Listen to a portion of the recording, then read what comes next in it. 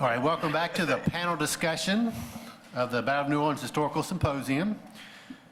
We have had several lectures today from varying perspectives of the major powers, all trying to get at the question of the importance of the Battle of New Orleans. I think we've discussed that quite well. So I will start off the panel discussion. On the panel, Timothy Pickles and Ron Chapman, who you've heard before, as well as Don Keith Midkiff, who's representing, did a lecture yesterday and is representing the Battle of New Orleans Historical Tour.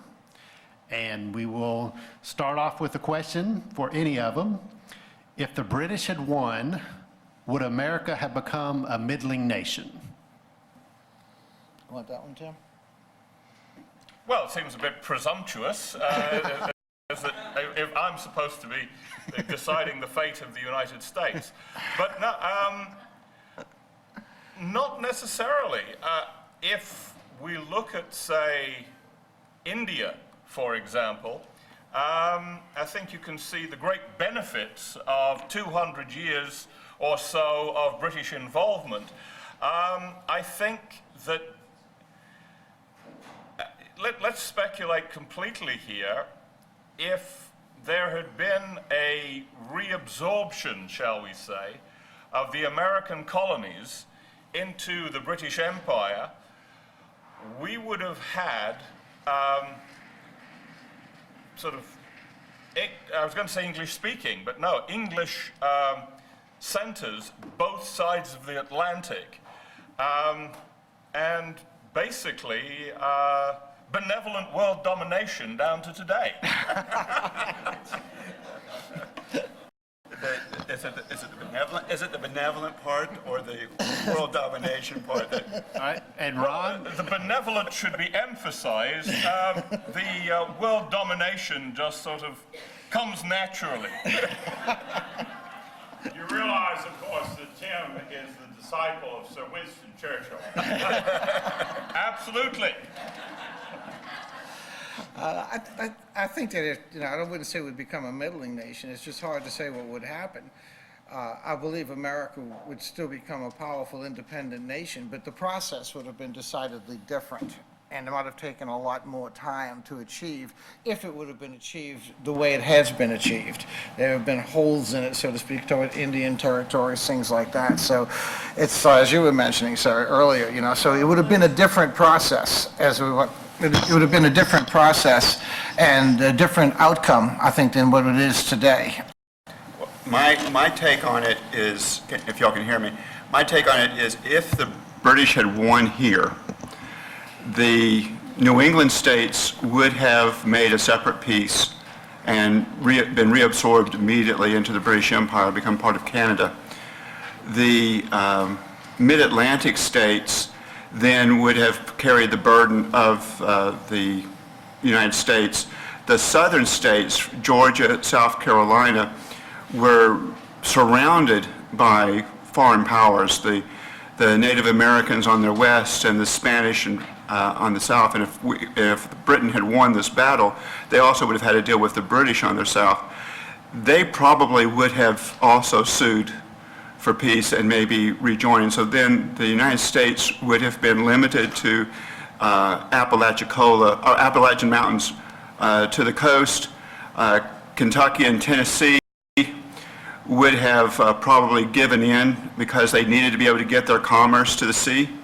And since England had declared that the Ohio River was the southern boundary of Canada, then everything, what we used to call the Northwest Territories also would have been part of Canada. So England would have called the shots in terms of how America was left.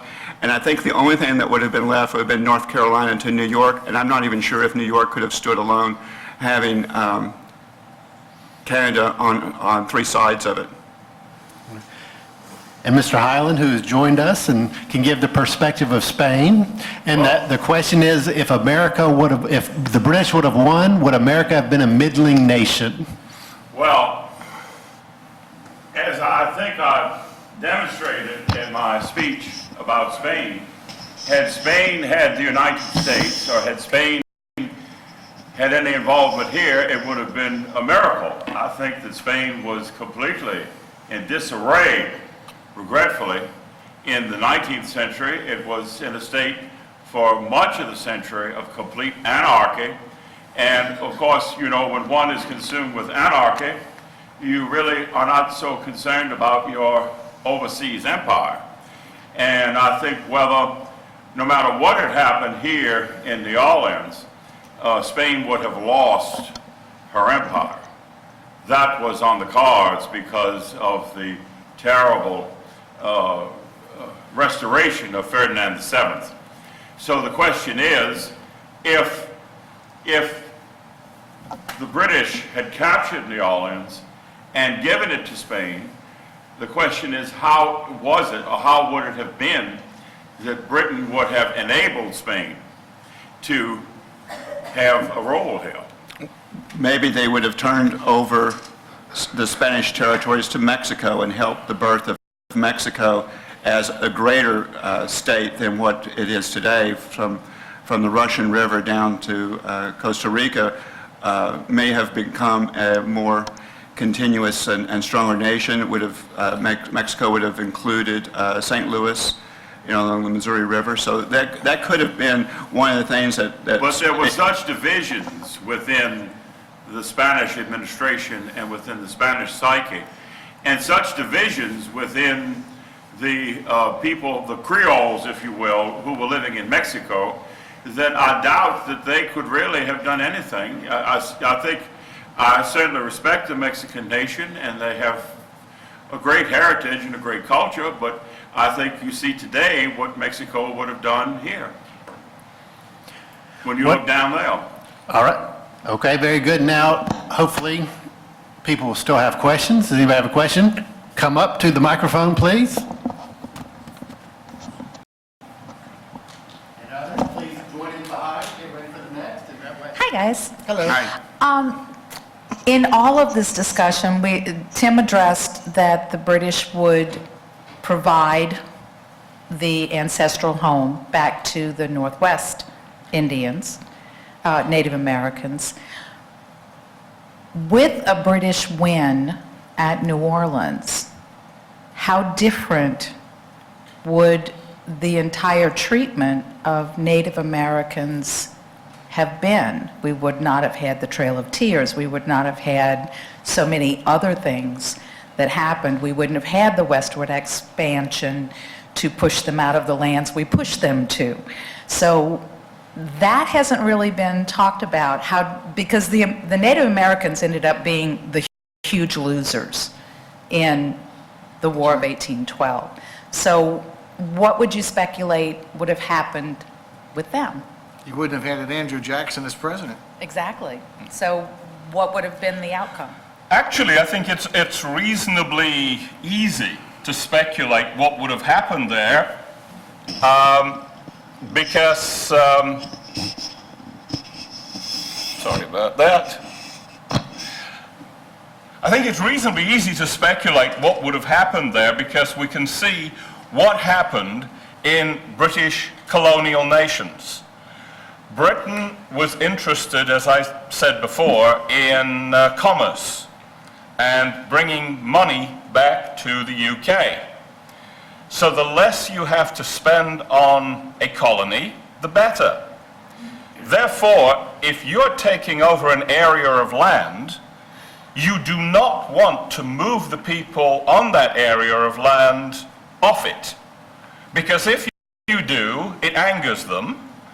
And also, you then got to ship people in to administer that land. What you want to do is incorporate those people into your society.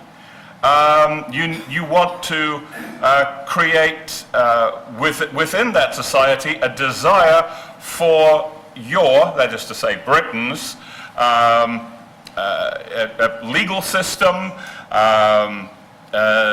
governmental system. I mean, for example, there would certainly have been a much more important parliament set up in the Americas to represent all British subjects here.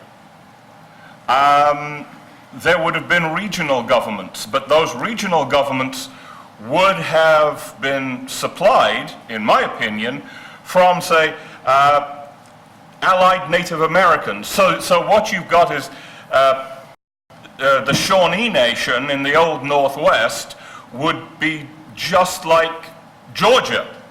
They would send MPs to the Parliament. And that is the way that the nation would have expanded into the new territory. It's not a case of moving people out so that we can take it over, it's incorporating. It seems to me that the underlying issue in all of this, though, is if the British had won, if the British had won, how determined would they have been to hold on, to supply it, to do what you were talking about achieving? Because, I mean, they had the capacity to do it, but it was going to take resources and determination. Did they have, well, they had the resources, but would they have had the determination to achieve that, or you think there'd be some other outcome? Excellent question, and honestly, I don't know. It would depend what happened in Europe. As you say, if Napoleon won at Waterloo, if Napoleon ended up dominating Europe, then yes, I think that Britain could certainly have diverted its interests to the Americas. As I said before, the idea of a mercantile empire would work beautifully in America. Heavens, it did, just not for the British. So it would be very worthwhile diverting money and effort over here. It just depends how things change due to Britain winning the war. But I think it is certainly possible, and if the resources of the United States, which were then and are now vast, were on the table to be picked up, then I think Britain would be very interested in doing so.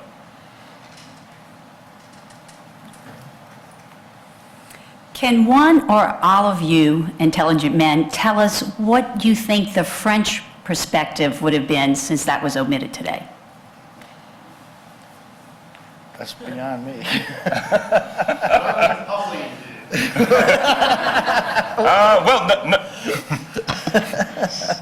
Napoleon actually showed us what his attitude was. He didn't care about the Americas. He just wanted to dominate Europe, and if he could get money for selling the Louisiana Territory, he would.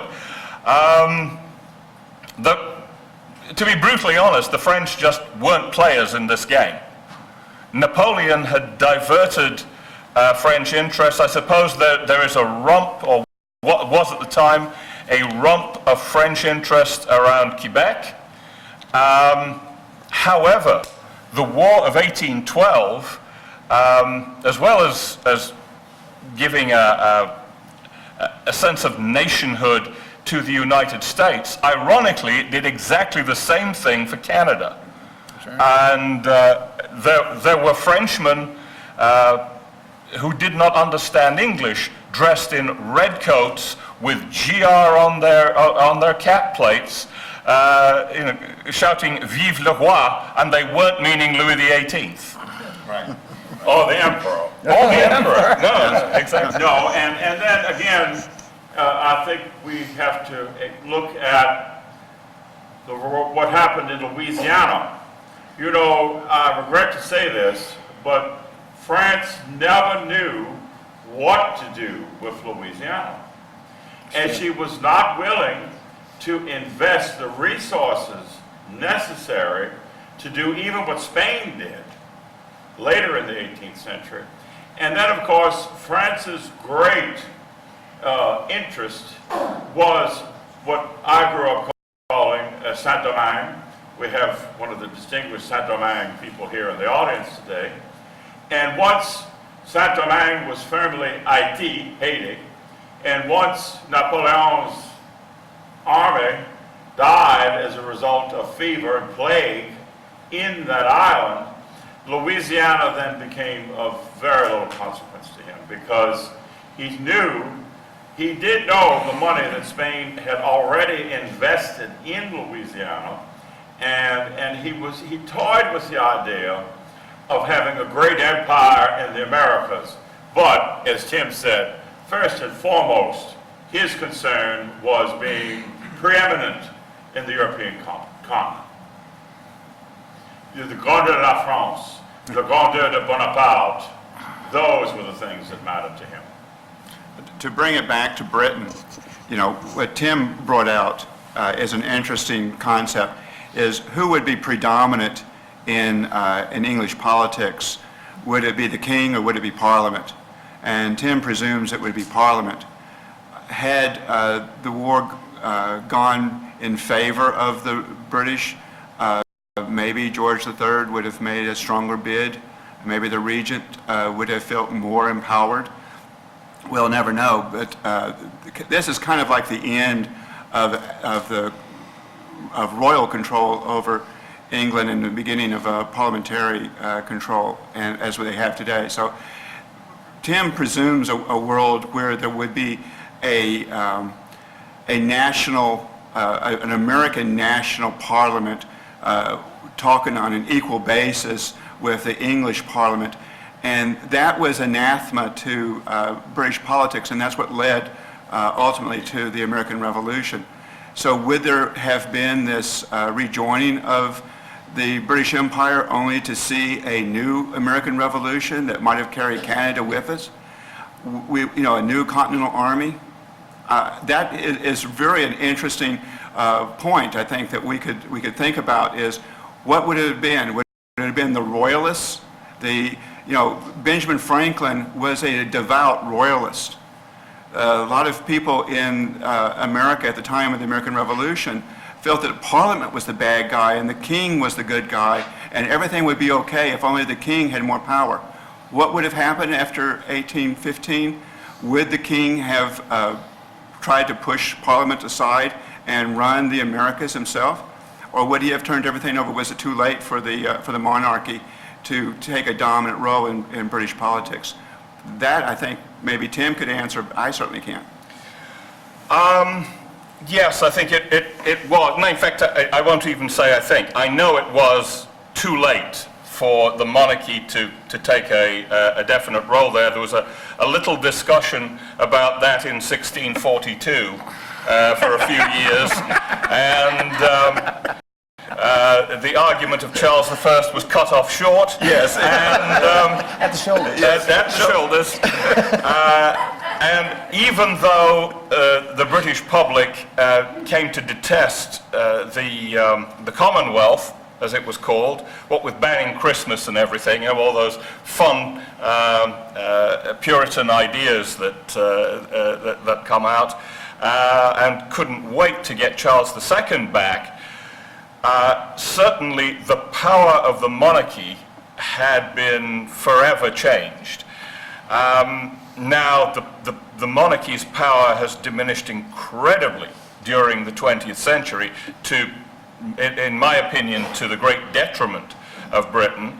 But there was certainly much more power in the monarchy, but if the king had actually tried to take ultimate power back from Parliament following the War of 1812, well, there would have been a constitutional crisis anyway. Apart from which, of course, the king wouldn't have been able to do it. By 1815, George III's porphyria had come back to such an extent that he was never going to recover from it. He ended up sort of this white-haired, bearded old man running around Windsor Castle, scarcely restrained by his servants, which is very sad, because he was a very well-beloved king and a really good man. So this was the period of the Regency, which many people know the term, but the Regency happened because the Prince of Wales, the future George IV, had to take over the reins of government from his king. The fact that his father, the king, was mad did not mean he did not reign. it meant he could not rule. So the rule was taken over by the future George IV. So no, they wouldn't have been able to take over. The king or the royal family would not have been able to take over for all sorts of reasons. As far as a parliament over here is concerned, I think the problem with the original colonies is that all they had was sort of the House of Burgesses and various quite nebulous and not very effective houses. India, for example, was ruled as virtually an independent kingdom with a viceroy, and I think the same could have happened in America.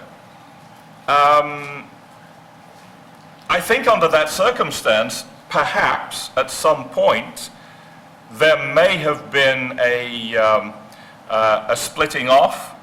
I don't think before the 20th century, but it would have been, I think, very much like India. In fact, at its worst, it would have been like India. I think it would have been, well, why not? Better example yet, like Canada. Canada just went off, did its thing, rules itself, is still a kingdom. Part of the Commonwealth. Yep, it's part of the Commonwealth. I would actually see that working out pretty well. Yes, I would. Listen, we keep putting you on the spot, Tim, and I'll do it again if you don't mind, but if you consider the fact that if the British had won and taken New Orleans, and the Army was in New Orleans, the Army was in Canada, controlled the Mississippi River, the vast wealth of resources we're talking about here, what about immigration from England and Canada into this area to take advantage of those resources, and what impact would that have had on everything? Because we are presupposing that nobody new comes in. That might not be the case. You may find all sorts of people deciding we have this new opportunity to come here, perhaps from India, because of the cotton, sweeping into this area and creating a whole new English cosmopolitan colony here. Absolutely. In fact, I know that you made the joke there, perhaps from India. One of the big problems that happened in some of the African colonies when they became independent was the locals resented the number of Indians that were there. So I think, yes, that would have been possible, immigration from the rest of the empire.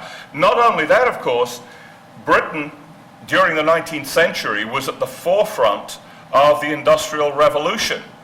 Well, if America is an equal partner with Britain in that, as soon as something gets invented in Britain, it's shipped across the Atlantic where that technology can be used. For example, instead of having to ship cotton over to England to weave it, build the mills here in America and weave it into cloth on site. And as we look at the history of New Orleans as it evolved in any event, was not Samuel Peters a Canadian? Was not James H. Caldwell, the father of the theater in New Orleans, an Englishman? Was not Abel Crossman a Maine man? He was mayor of the city of New Orleans. So you had Josiah Eliot Carr, who was a British surgeon.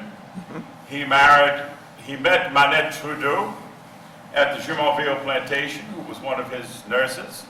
He married her, and he became one of the fathers of medicine in the South and in New Orleans. So look what happened anyway. and of course, Judah P. Benjamin. Oh yes. Never an American subject. Never. He was a Confederate, but he was Subject to the English. He was a British subject, and after the Civil War, went to London where he became Queen's Counsel. In fact, his British bar wig is in the State Museum. One of those big things, like the big white. Jump in for another question. We'll get a chance. Y'all were on the roll, so why stop, you know? And you kind of stole some of my thunder from the question, but I'm going to ask it. Without the U.S. being in the British Commonwealth, as you were mentioning, Mr. Pickles, and at the end of your lecture last session, Mr. Chapman, we were discussing labor in the U.S. Without victory at New Orleans, and we were talking about Sicilians coming in post-Civil War. My question is, and we pride ourselves as Americans being a nation of immigrants. What would immigration have been like in the U.S. had the British won the Battle of New Orleans? I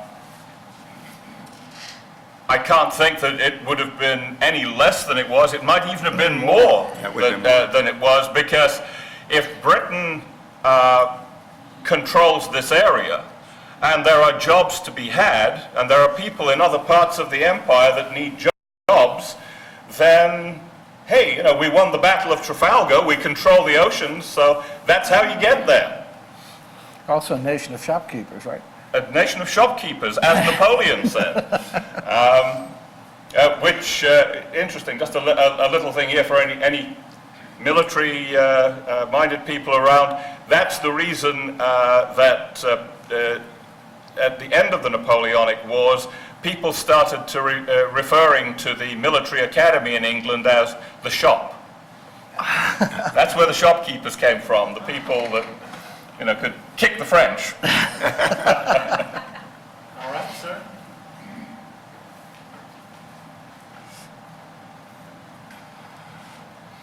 After both Pearl Harbor, Microphone, please. after both Pearl Harbor and 9/11, there was an outpouring of patriotism and a feeling of we need to do whatever we can to lick this enemy. I'm wondering if the British had won the Battle of New Orleans, might not that have provoked a similar reaction, particularly in the Middle Atlantic states, what is now the West, and in the South? Well, let me address that first. If the Middle Atlantic states were the only portion of the United States to survive the political fallout of losing the Battle of New Orleans, they would have been so burdened with debt that they probably would have collapsed economically and have begged to join. I don't think that there would have been a United States. The Japanese attack on Pearl Harbor might have occurred, but Hawaii would have been part of the British Empire. If you ever look at the Hawaiian flag, you'll see just how close to being British they were. So that would have been an attack along with Singapore and Hong Kong on the British Empire. And the outpouring of patriotism would have been British patriotism, not American patriotism. 9/11 would have been, could still have occurred. New York was a natural place for business. Would New York have been, would Toronto have had a chance to grow if New York was part of the British Empire still? Probably, because of the economic pathways of the 19th century that fed the growth of Toronto. So we could have seen 9/11, things would have occurred. I don't think it would have changed much in terms of modern history had we remained part of the British Empire. We just would have gotten richer quicker, my opinion. Other responses? Can I just... Yeah.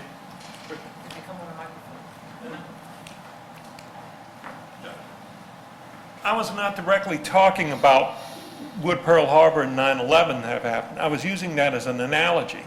What happened after these defeats, both Pearl Harbor and 9/11 were defeats, the American public rose up and said, hey, we're angry, we're going to do whatever it takes to beat these people.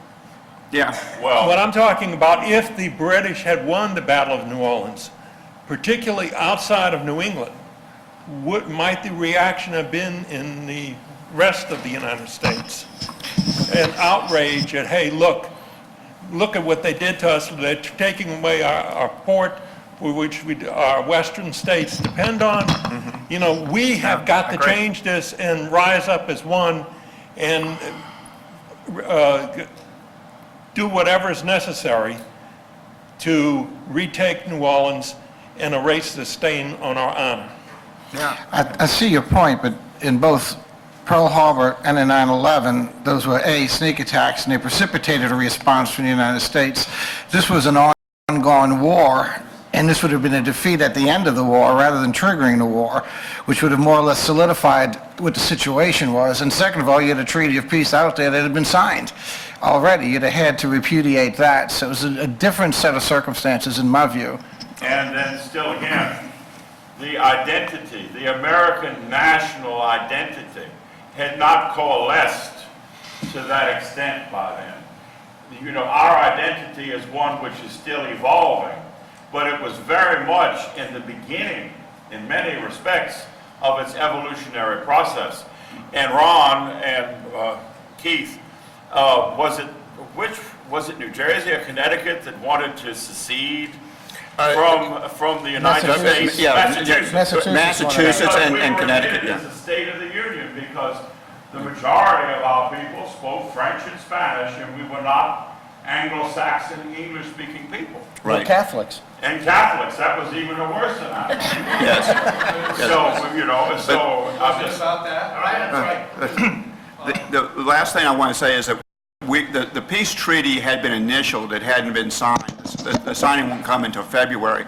Had the word of a defeat at New Orleans occurred, it's unlikely that the president would have signed. But what would have happened if New England was in revolt and he had to fight a New England war and a Southern war?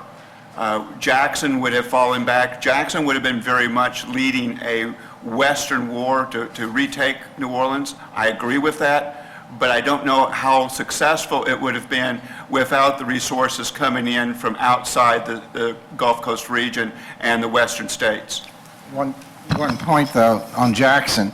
On January 3rd, I believe it is, he sends a letter to the 7th Military District angry that he hasn't been resupplied with the forces he needs from the quartermaster. In that letter, he requests to be relieved from command because he is so sick, and he doesn't feel that he can fulfill the responsibilities of command.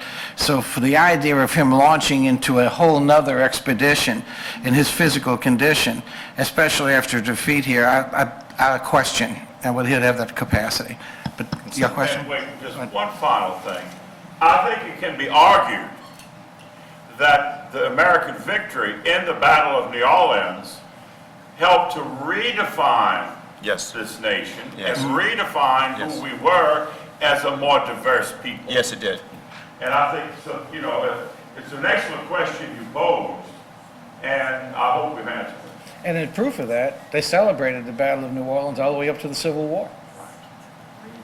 Nationally. Thank you. I had another question, but the discussion about Massachusetts interests me because I live, if it can be called living, in Massachusetts. And I'm wondering how much of it was for the reasons that were mentioned and how much of it may have had to do with slavery. And I'm not sure, I don't know. It could well be that it was for the reasons, the opposition to admitting. The opposition, as I appreciate, to Louisiana becoming a state was predicated, first of all, as we said, we would never had any democratic spirit, but under kings. Some would argue we still don't understand the concept. You know, on top of that, we didn't speak English. It was French and Spanish predominantly. We were Catholic. We had that. They were the first territory outside of the original territory that settled the Treaty of Paris that ended the American Revolution that was being brought in as a state. So there was concern, how big is this country going to get? Because every time you add a state, you lose power because you get 2 senators and several representatives. The issue of slavery wasn't so much the issue that was brought up. Believe it or not, the main issue that came up was, would the free people of color in New Orleans be able to vote on statehood? And the federal government, through the Senate, took the stance that no. And that went back and forth between the House and the Senate, because the House thought that was a state decision to make, not a national decision to make. The Senate insisted that free people of color not vote, and in order to get Louisiana to statehood, the House finally gave up on that and allowed the Senate's position to prevail, and as a consequence, Louisiana was then entered into the Union. So the main question, but I was reminded by an earlier colloquy of a quip of a friend recently who said, "Make America Mexico again." But my question is prompted around the title of a book that a friend of mine wrote. He's passed away some years ago, but his name was Daniel Boone Shermer. He was a direct descendant of Daniel Boone, and he wrote a book about the issues in play during the Spanish-American War, and the title of the book was Republic or Empire, and kind of connecting with the anti-imperialists and Mark Twain and some other well-known figures. Charles Sumner, I think, might have still been involved at that time, and moving back in time to the early 1800s. And some of what you've discussed, I'm finding myself wondering, were there people, the whole question of westward expansion, the whole question of empire, the whole question of democratic self-government versus a monarchy, to what extent were some of those issues in play in the minds of people involved at the time of the Battle of New Orleans, where people were asking questions like, how important is westward expansion? How much of that is in our interests? How much of that is driven by commercial interests? I wonder if any of you, without going on any longer on it, if you have any thoughts about those kinds of questions. Well, first of all, there would never have been a Spanish-American War. England, I think, was quite comfortable with Spain in nominal control of Cuba. They might have actually helped, like we did, Cuba get independence. Britain was actively fighting against Spain in favor of local independence movements throughout South America. So I think that we could have seen them continue to do that. I still think that Britain might have taken an active role in helping Mexico achieve independence from Spain. Of course, there would never have been a Spanish-American War. There would not have been America. Massachusetts, in the War of 1812, towards the end, was actively supporting the British Army in Canada from outside New York City.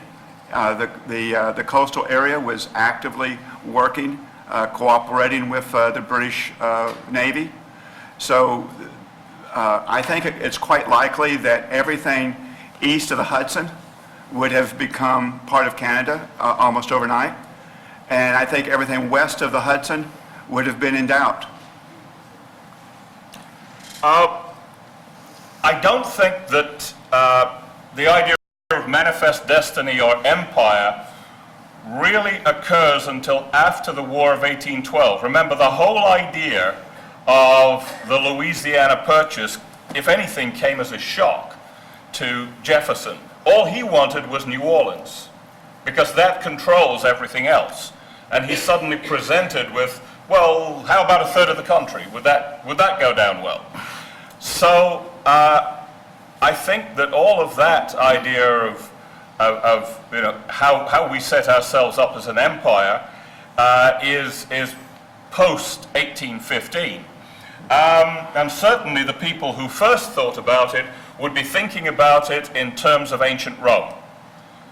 In fact, when you look at the American Revolution and the whole idea, there are so many things where people are saying, we are recreating Rome here in the Americas. The only order that has ever existed in America, and is still sort of around as a society, is the order of the Cincinnatus. Yeah. For those of you who may not know who Cincinnatus was, he was a dictator of Rome. And why was he the American ideal of what the country was about? Because when Rome was in peril, they said, we have to have Cincinnatus rule us. and they sent representatives out, and he was found plowing his field. Well, one of his fields, around his estates. He comes to Rome. He, without going into great detail, he puts things right. A dictator has complete power for 10 years. So for 10 years, he is the absolute, unquestioned ruler of the Roman Republic. 10 years comes up, he says, right, that's it, I'm gone. He goes back to his farm and has nothing else to do with politics. That is the idea that was here in America at the time of the Revolution. That was the ideal that people were aiming towards, and I think it's an empire ruled by that type of republic that is certainly within the cognizance of people thinking about, well, we can expand here, but we can still keep our principles. Tim touched on something which I think is important. We've talked a lot about the Louisiana Purchase, and Jefferson never thought he was getting Louisiana. When he sent Monroe to back up Livingston in Paris, he was given, I think, $7.8 million to buy New Orleans in Florida. He thought it was Florida all the way through. It wasn't until they met with Barbé-Marbois that they were informed it was Louisiana. And they said, what about Florida? He says, what does Florida have to do with it? It's Spanish. I have Louisiana. Do you want it or not? So it was a total shock and a complete surprise to everyone. All right, there's one right here. Okay, last question. Thank you very much. A couple of questions I've always been interested in. If the British would have won, what would have been the immediate fate of the American defenders, the soldiers, the militia, and everybody? And then, what might the British have done to the city itself? Would they have looted? Would they have confiscated the warehouse along the riverfronts, all the goods? Would they have confiscated our ships or burned them? And then, where would the troops themselves have been bivouacked or encamped? Would they have been, the common soldiers, would they have been encamped or closer to the city, obviously, than Chalmette, but would they have been moved into residences in the city itself? Like in Europe, a lot of times when the conquering armies would go into different towns, they would move in with individual families. So that's what I was always being curious about, and that's basically those three questions. What do you think about that? Well, when the British came here, initially they sent out proclamations telling the Creoles, if you fly a French flag or a Spanish flag outside your home or your business, you will not be touched. We're only making war on America. Of course, on the other side, you have the vast wealth in the city, and that gets to the prize issue. So the question is, if the British had taken the city, the fact that all the Creoles joined in against them might have changed that dynamic, or perhaps, you know, they may have still separated them because they needed allies and just seized American goods. That's more in your realm. What do you think, Tim? Any idea? It's a very interesting question, but it would depend on the action of the Creoles, of the defenders here. And I think we can be reasonably sure of what would have happened, because they already knew what Andrew Jackson's stated aims were if he had to retire. He was going to burn the city. So I think had Pakenham got across that barricade and defeated at that battle the forces of Andrew Jackson, Jackson would have immediately have lost every local member of a militia. Mm-hmm. Because what they would have seen is, this idiot's going to burn our city. They're going to destroy us, and they would immediately have come over to Britain. So, prizes, that sort of thing, they apply if you have to take a city. Taking a city by siege was a horrible thing, still is. Basically, it was accepted that if an army has to break into a defended city, they're going to lose lots of men. In fact, I don't think I mentioned it today, but I know I have in one or two of my talks in the past. For an entrenched position as at Chalmette, the attacking army loses so many men in that attack, it's considered suicidal to attempt that attack unless you outnumber the enemy 3-1. Those are the sort of casualties you're going to take before you get behind that barricade. Therefore, if a city is defended and is taken by storm, you can pretty much forget trying to impose any order on the city in 24 hours. That's the absolute quickest that you could do it. Rape, looting, pillage, that's going to happen. Yeah, There's no defense works around New Orleans. The people are going to make sure that that doesn't happen. They are going to surrender.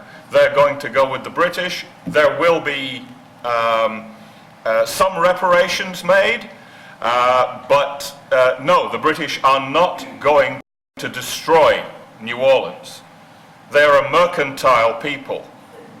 They can make more money. The biggest thing that recruited the Creoles, French and Spanish, to Jackson's flag was the British treatment of the Spanish in Pensacola, and as well as the attack at Hampton Roads, which has been attributed to French soldiers.